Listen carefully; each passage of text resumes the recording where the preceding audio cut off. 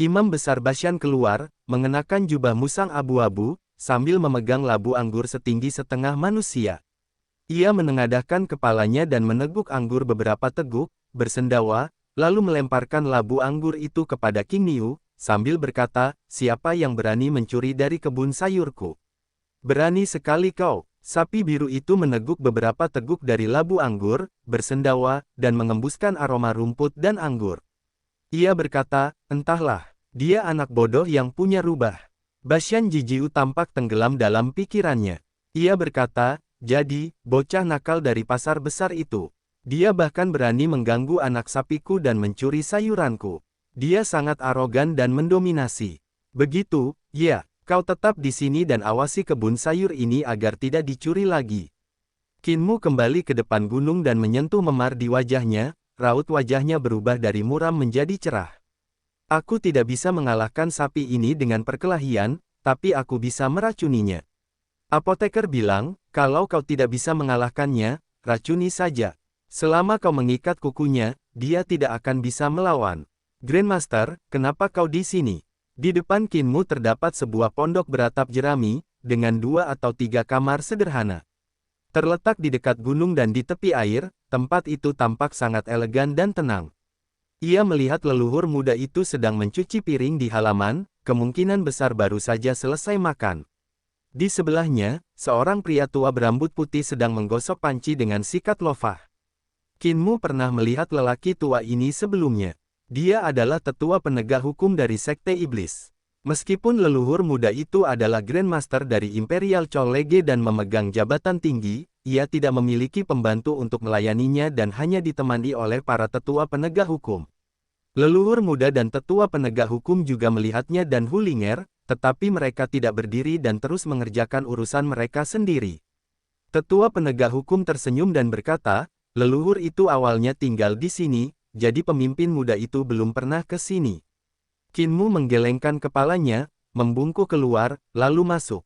Kepala penegak hukum memberi hormat kepada Qin Mu, yang segera membalasnya. Ia berjalan mendekat dan duduk di samping baskom untuk membantu tuan muda mencuci piring.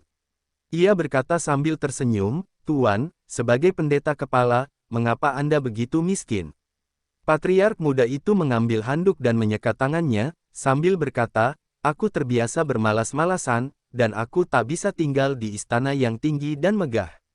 Kepala penegak hukum juga tidak tinggal di sini, tapi aku memintanya datang ke sini karena aku sudah tua, agar ia bisa menderita bersamaku.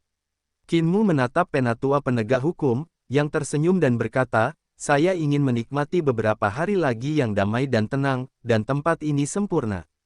Patriark muda itu tersenyum dan berkata, pemimpin sekte muda, setelah kau naik tahta, aku akan meminjam penatua penegak hukum selama beberapa tahun. Aku akan memintanya untuk bepergian bersamaku. Ketika aku mati, dia bisa mengambil jenazahku. Sekte suciku tidak menyimpan mayat. Ketika seseorang mati, rasanya seperti lampu padam, hanya menyisakan segenggam abu. Penatua penegak hukum akan membawakan abuku untukmu. Qin Mu terdiam, merasakan sakit di hatinya. Pahlawannya sudah tua. Bahkan seseorang sekuat kepala desa atau tuan muda pun tak luput dari kelahiran, usia tua, penyakit, dan kematian. Waktu pada akhirnya akan mengikis habis hasrat dan ambisi mereka, dan mereka akan berubah menjadi tulang belulang yang terkubur di dalam tanah. Sang guru muda menatapnya dan berkata, seorang biksu tua dan seorang biksu muda telah turun gunung. Qin Mu mengangguk, dan setelah mencuci piring, ia menggunakan energi burung vermilion untuk mengeringkan air di tangannya. Kepala penegak hukum menggantung wajan, memindahkan meja kopi, dan bersiap membuat teh. Hulinger berlari untuk membantu. Aku tahu, ku dengar biksu di kaki gunung itu dari kuil Leiyin Agung. Aku pergi melihatnya. Aku kenal biksu tua itu. Aku pernah melihatnya di pasar besar. Tuan Ma bilang dia kakak seniornya, namanya Jingming atau apalah. Qin Mu memikirkannya, tidak yakin apakah itu nama itu, lalu berkata, aku belum pernah melihat biksu kecil itu sebelumnya. Sepertinya dia murid Buddha dari kuil Leiyin Agung. Hulinger dengan susah payah menuangkan teh untuk mereka, tetapi tubuhnya terlalu pendek untuk mencapai tinggi meja teh. Kepala penegak hukum segera mengambil teko dan meletakkannya di atas meja. Ia kemudian mengangkat rubah kecil itu dan mendudukkannya di kursi rotan di dekatnya, sambil tersenyum berkata, biar aku saja. Leluhur muda itu terus menatapnya dan berkata, mereka menghalangi gerbang Akademi Tai kita. Qin Mu berkata, kemacetan ini sudah hampir seharian.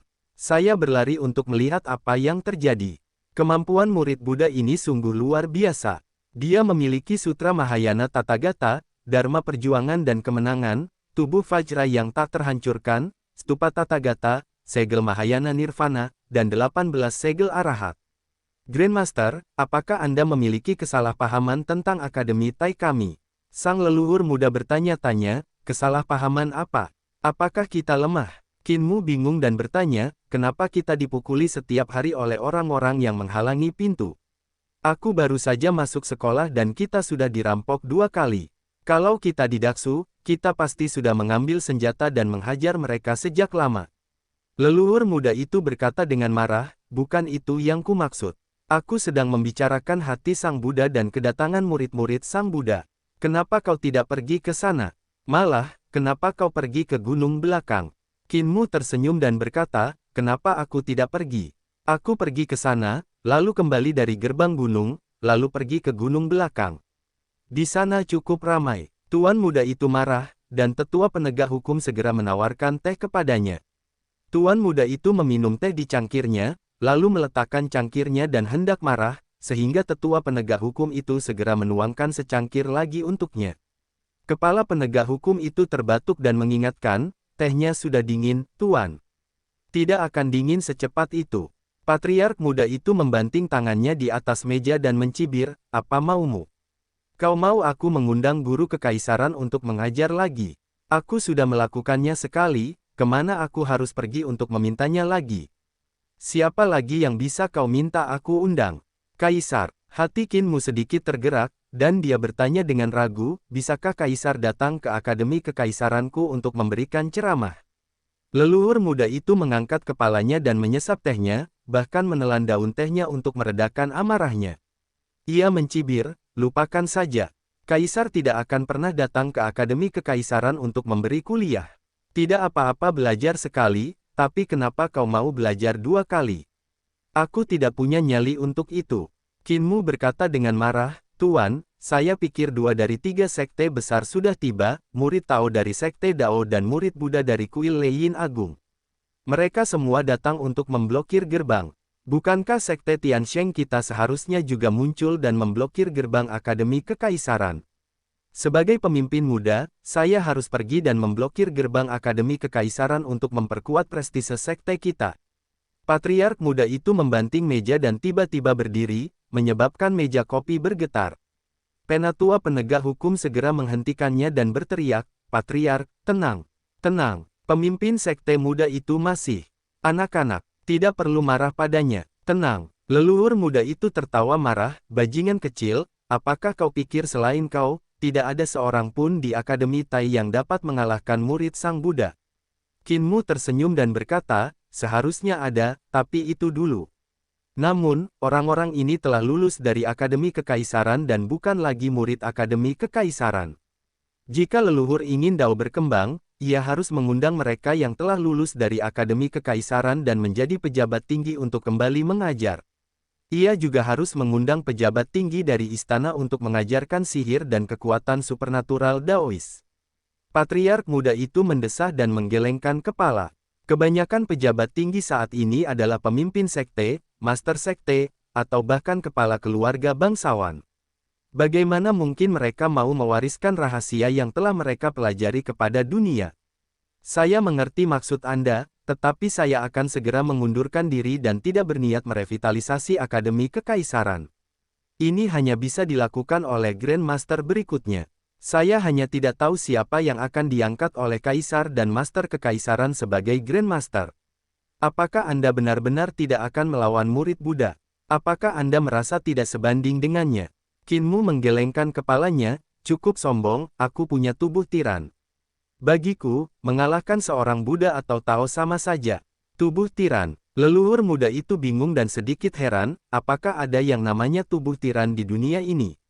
Kepala penegak hukum juga menggelengkan kepalanya, saya belum pernah mendengarnya. Keyakinan Qinmu begitu luar biasa sehingga bahkan leluhur muda itu pun terkejut dengan keyakinannya yang tak tertandingi.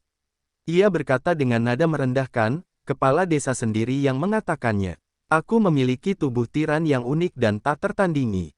Hanya aku yang bisa berlatih tiga dan gong tubuh tiran. Jadi, itu orang tua itu. Dia benar-benar berpengetahuan luas. Leluhur muda itu meliriknya dan berkata, kau benar-benar tidak mau pergi. Sekalipun aku tidak membutuhkanmu, aku punya orang-orang yang bisa memaksa para pengikut Buddha untuk mundur. Qinmu berkedip dan bertanya ragu-ragu, Tuan, apakah Anda berencana untuk menyamar sebagai seorang pemuda dan pergi berperang? Leluhur muda itu menyajikan teh dan berteriak, minumlah tehmu dan keluar. Qinmu minum tehnya dan pergi bersama Hulinger. Setelah berpikir sejenak, ia mundur dan berkata, Tuan, tidak baik selalu membiarkan orang lain menghalangi pintu Anda. Bagaimana kalau kita pergi dan menghalangi pintu orang lain? Apakah kamu membantu? Apakah Kaisar akan datang untuk memberikan ceramah?